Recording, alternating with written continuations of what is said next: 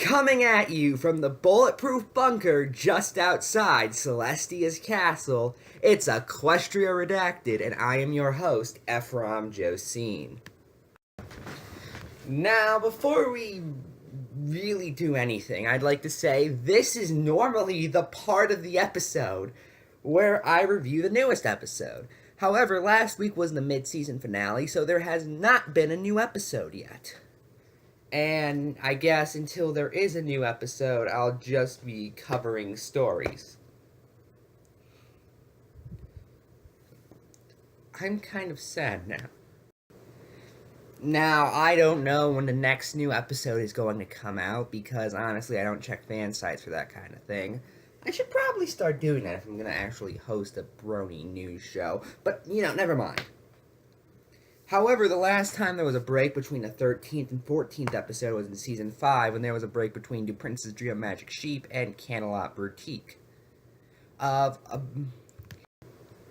2 months.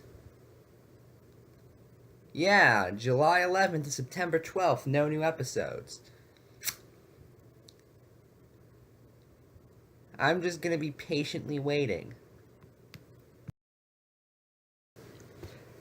But you know what? Equestria Daily did a discussion page asking people what their thoughts on the first half of Season 8 was. So you know what? I'm going to give mine again right now. For more in-depth reasons, check those episodes. They were 2 through last week's literally in order.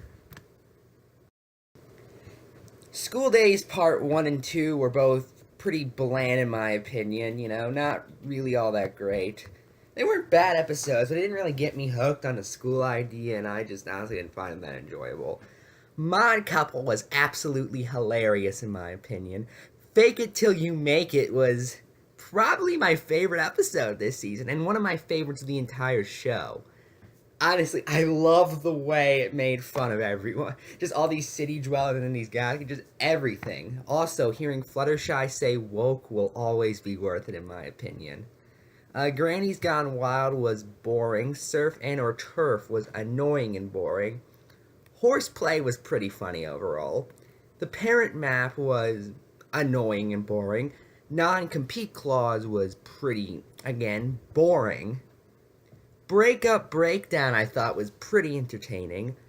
Meltdown was I couldn't really bring myself to finish Marks for Effort. It just sort of annoyed me. And I really did like the Mean Six. If I count both School Days parts as individual episodes, I only really enjoyed 7 out of the first 13. It's definitely one of the more spread out seasons in quality, and it's sad too, because I had really high hopes after I loved both Mod Couple and Fake It Till You Make It. You can go back. I was excited. And I was just smugly going, yeah, Season 8's gonna be pretty good. And now I feel like a Browns fan every season. That's a little bit of football jokes for you.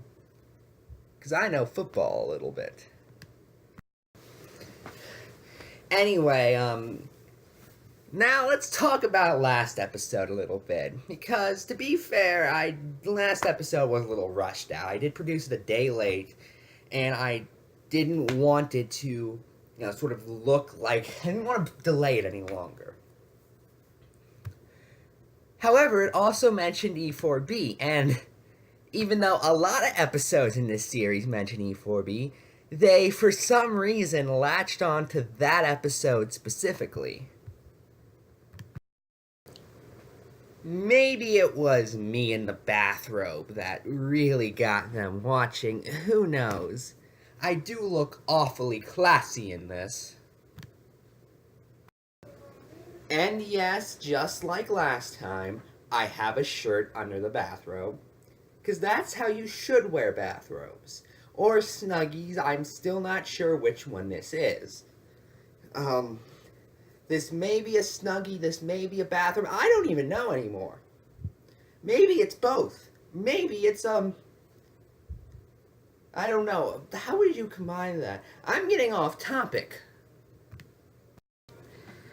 Of course, they start off by trying to poison the well and insist that I'm a bad person before they even get to their points by calling me a social reject, which wouldn't even make me wrong, but okay.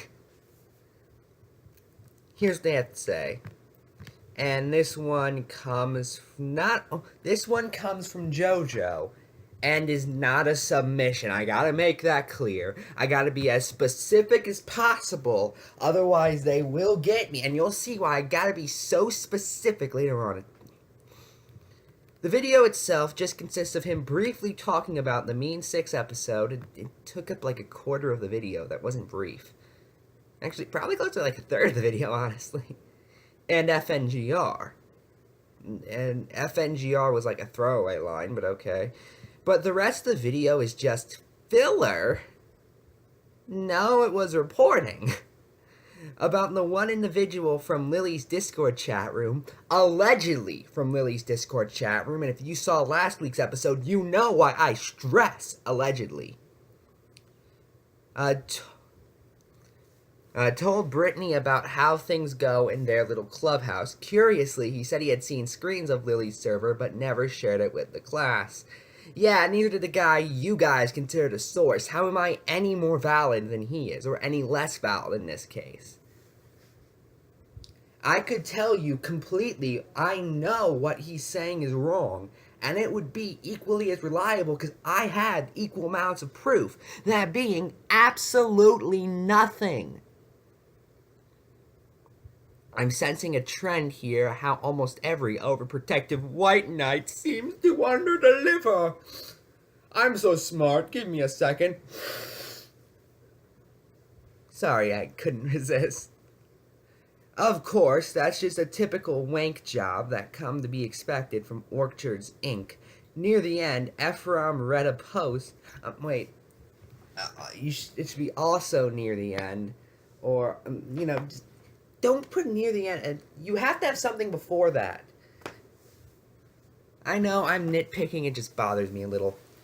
Ephrom read a post from us about how, surprise, surprise, we're inconsistent assholes. Well, maybe you shouldn't be those things if you don't like it being pointed out. Just saying. But little did I realize that post was actually submitted. Dun dun dun! And look, I also run a blog. It's Ephrom Report, which you can find at ephromjosine.blogspot.com, by the way. And I have other writers for that too. So it's not like I haven't been in this boat before. But you know what I do? When someone submits a post to that blog, I at least skim over it to make sure it's not something I'd morally disagree with having on the blog. You guys still decided to post that. That cannot be stressed enough. You still decided to post that. No one forced you to. You looked at that and said that was a good point. But mind you, I don't know what to expect when seeing the serious things E4B has done. Like, go to my channel and just search up E4B. I've documented their hypocrisy for about a year and a half now, and them constantly lying and occasionally just making things up. But, However, I think I should always go back to my favorite point. I may have covered this a few weeks ago, but if not, if I did, it bears repeating anyway. So, this is from Saturn Star's blog. This is a real post she made. Proof that Lily had no childhood or heart. Aw, this is big. I know it's all an opinion, but how can you hate Dumbo?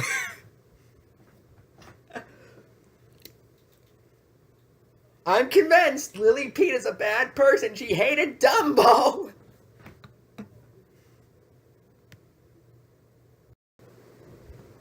And now I'm kind of out of things to cover. Whoops. I mean, I was gonna read some of the comments on the Equestria Daily article, sort of end this off. And given the comments I found, during the whole Black AJ scenario, I thought they were gonna be kind of funny.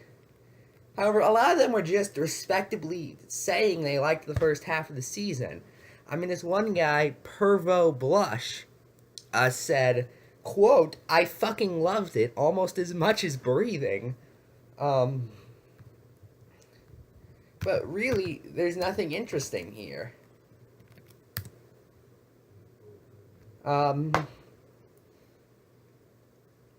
Lily Pete and Patchwork stopped being friends.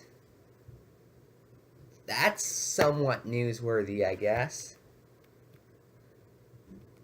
It really isn't, honestly, but... I mean, last time I ran out of news this fast, I left the song from the Incredible Hulk TV show. I need to regain that spirit. And so, I don't know. A lot of people seem to enjoy the high-rolling PonyCon or whatever it was called in Las Vegas.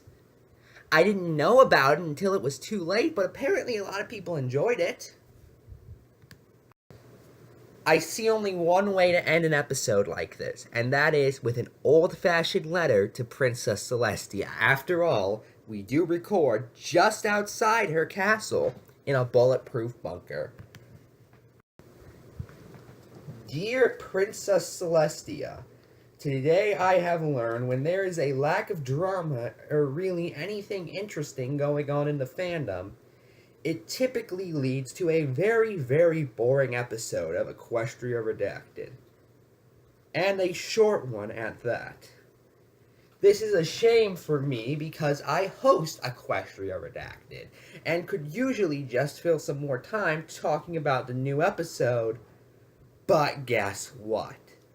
If this is going to be how it's going to be for the next 2 months, roughly 8 to 10 episodes, then I may just have to sit and just have to go down and cry for a little bit.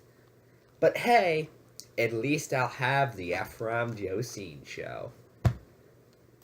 As you can see, I wrote a very detailed letter, and that is it. I will be sending it to her later. I am Ephrom, and good night.